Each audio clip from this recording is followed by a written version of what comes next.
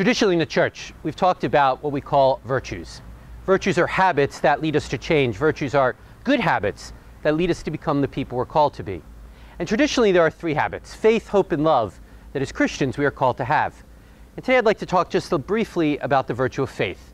You know, faith is a word we use a lot. We have faith, obviously. It's why we're coming to this website. We go to church because we have faith. But faith is always something that needs to grow. It's always something we can build on. It's always something that needs to improve. Because no matter who we are, saint or sinner, the daily grind of life, the tragedies of life, the difficulties of life often put our faith to the test. And sometimes we might find there's a great well there to draw on. Sometimes we might find the well's begun to dry up and run a little dry. Faith is something we need to pray for. Faith is something we need to work at.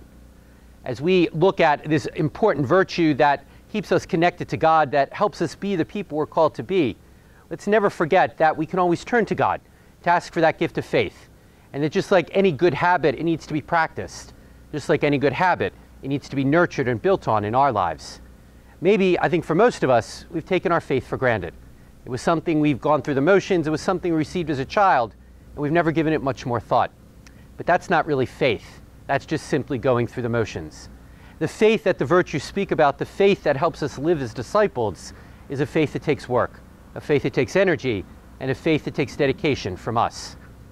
Maybe this reflection helps all of us look a little deeper into our own hearts and maybe realize we need to put a little bit more time in what really matters.